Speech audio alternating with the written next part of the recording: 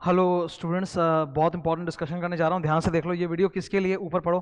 CA intermediate नवंबर 20 exam. सो हम लोग ये जो डिस्कशन अभी कर रहे हैं किसके लिए कर रहे हैं? सीए इंटरमीडिएट के लिए कर रहे हैं, नवंबर 20 एग्जाम के लिए कर रहे हैं। और पोडियम पे आपको दिख रहा है क्या लिखा है? सिलेबस एक्सक्लूजन, मतलब कि सिलेबस से क्या क्या हटा है, क्या क्या नहीं हटा है।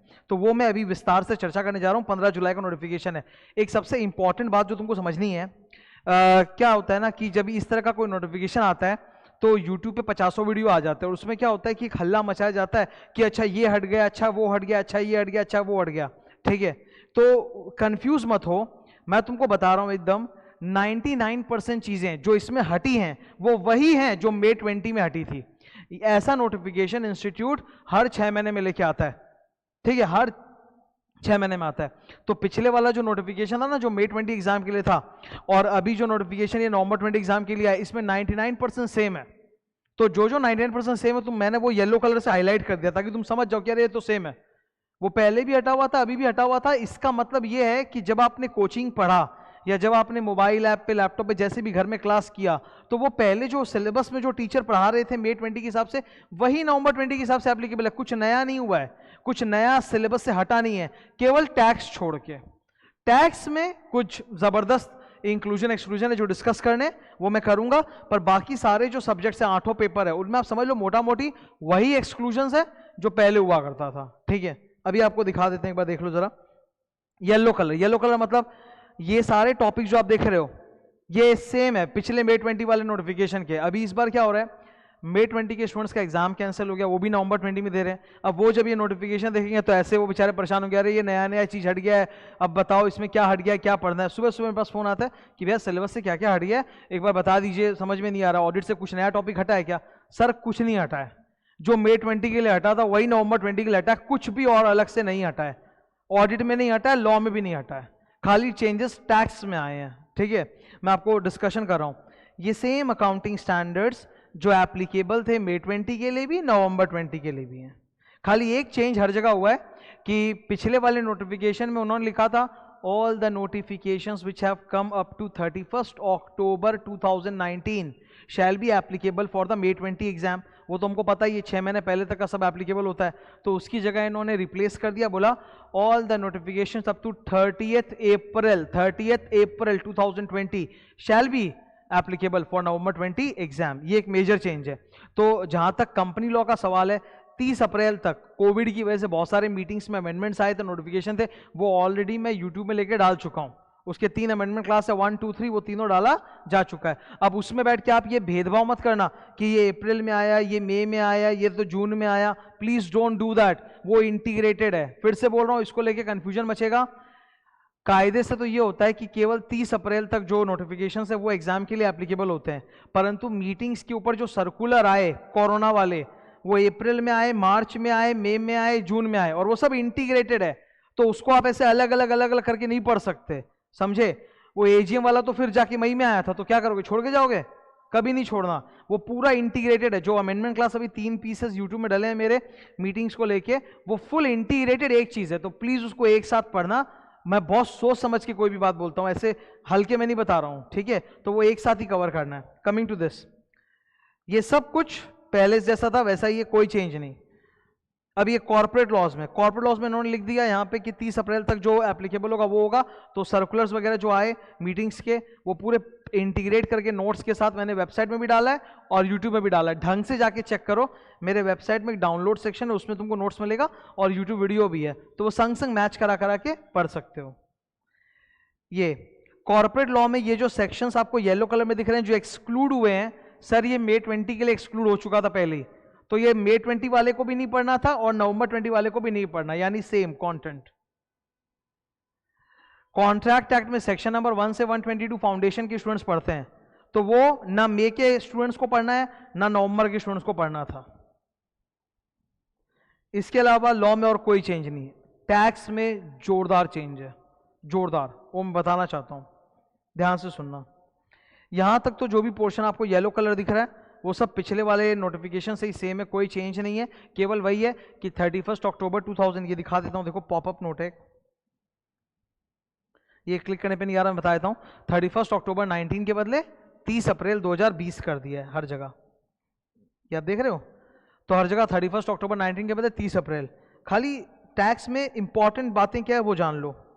ये सारे एक्सक्लूजन जो आपको जीएसटी में दिख रहे हैं, ये मई 20 में भी एक्सक्लूडेड थे, नवंबर 20 में भी एक्सक्लूडेड है। तो आपने कहीं से भी क्लास करी हो जीएसटी की, जो आपने मई 20 के लेक्चर पढ़े वही नवंबर 20 के लिए डिट्टो एप्लीकेबल है, एकदम कोई फर्क नहीं उसमें, ठीक है। खाली अब कुछ कुछ जगह पे चेंजेस है वो बता रहा हूं, ये आप देखो जरा, ये एक स्टार है, ये चेंज है, ठीक है। Amendments made by finance act 2019 में जो बजट आया था उससे सीजीएसटी एक्ट में, आईजीएसटी एक्ट में जो जो चेंजेस हैं वो 1 अप्रैल 2020 से लागू हो चुके हैं एंड अकॉर्डिंगली नवंबर 20 एग्जाम के लिए भी वो पढ़ना है। तो ये अमेंडमेंट हुआ टैक्स में, ठीक है। ये एक्चुअली एक्सक्लूजन नहीं बोलेंगे, इसको बोलेंगे अमेंडमेंट हुआ, ये अमेंडमेंट है, ठीक है। कि जो भी ये चेंजेस बजट से आया था वो 1 जनवरी 2020 से लागू हो चुका है, तो नवंबर 20 दिसंबर 20 एग्जाम में वो पढ़ना पड़ेगा, ठीक है। तो ये एक इंपॉर्टेंट पोर्शन है, ये सब बाकी येलो सेम है। अच्छा गुड, अब ये देखो नॉट एप्लीकेबल, मतलब ये एक्सक्लूजन है, ये बहुत इंपॉर्टेंट है, दिस वन इज इंपॉर्टेंट, ठीक है। ये आप देख लो जरा, बोला कोरोना की वजह से जीएसटी में जो भी चेंजेस आए हैं, क्या चेंजेस हुए थे हल्के में बताता हूं। कोरोना की वजह से ना गवर्नमेंट ने इनकम टैक्स में भी और जीएसटी में भी रिटर्न फाइलिंग्स वगैरह को लेके रिलैक्सेशन दे दिया था, लेट पेमेंट पे इंटरेस्ट रेट को हाफ कर दिया था, ठीक है, ड्यू डेट्स को एक्सटेंड कर दिया था, ये सब चेंजेस आए थे जो कि प्रोसीजरल है। तो इन्होंने क्या बोला, the amendments made in the various provisions of GST regarding composition scheme, input tax credit returns, interest on delayed payment of tax, e-way bill for providing relief to taxpayers due to corona, वो हमारे applicable नहीं है। अच्छा, corona वाले amendments में जहां तक law का सवाल है, कोरोना की वजह से मीटिंग्स में जो चेंज आए वो एग्जाम में एप्लीकेबल है, उनको इन्होंने एक्सक्लूड नहीं किया। लेकिन जीएसटी में कोरोना की वजह से जो रिलैक्सेशन दिए गए वो इंटरमीडिएट सिलेबस से इन्होंने एक्सक्लूड कर दिया। सेकेंड, ये एक जबरदस्त है, जम्मू कश्मीर।